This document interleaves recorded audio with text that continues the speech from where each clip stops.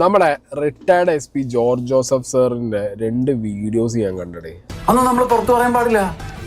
അതിന്റെ 2ന്റെയും തമ്മിലും ടൈറ്റിൽ ഞാൻ വായിച്ചുതരാം. മാർക്കോ 2 അകത്തായി മുട്ടയിൽ നിന്ന് വിരിയുന്നതിന് മുമ്പേ പണി തുടങ്ങി. കൊച്ചു പിച്ചാത്തി ടൂൾസ് ലഹരി. നടൻ ഉണ്ണി മുകുന്ദനും മാർക്കോ സിനിമാക്കാരും ഇതൊന്ന് കാണണം. എന്തൊക്കെയാ നിങ്ങൾ പറയുന്നത്? ഒരു പിടിയും കിട്ടലില്ല. വേണ്ട.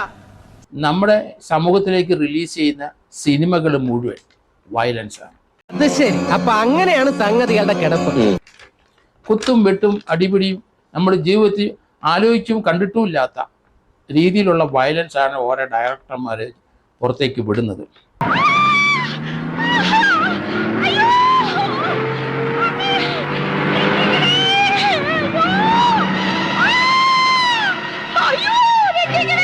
പിടിച്ചുപറിക്കാരൻ, കത്തിക്കുത്ത് കേസുകാരൻ, പെമ്പിള്ളേരെ പഴപ്പിച്ച് നാട് വിടുന്നവൻ.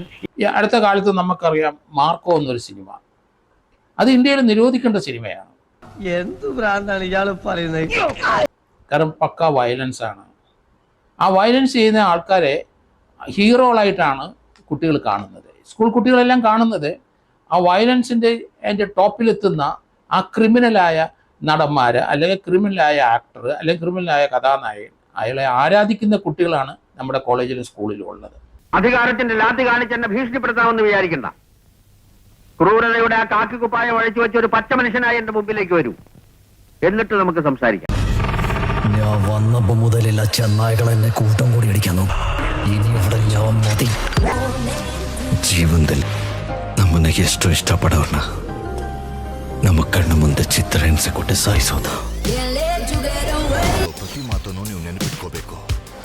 Each and every word counts.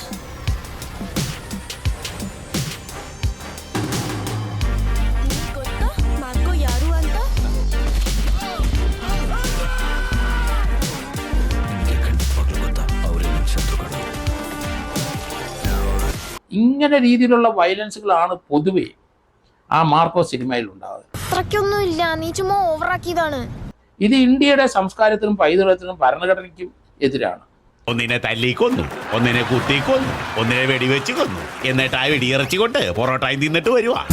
സമൂഹത്തിനെ മുഴുവൻ നശിപ്പിക്കുന്ന രീതിയിലുള്ള പ്രവണതകളുള്ള അതുപോലത്തെ വയലൻസ് തുറന്നുവിട്ട് അത് ചെയ്യുന്ന ആൾ ഹീറോ ആയിട്ടും കുട്ടികളുടെ മനസ്സിൽ പതിപ്പിക്കുന്ന രീതിയിലുള്ള സിനിമ നിരോധിക്കണം. അതിപ്പോ എന്തുട്ടാ കുട്ടിയെ പറയാ? ഓ ഇല്ലേ.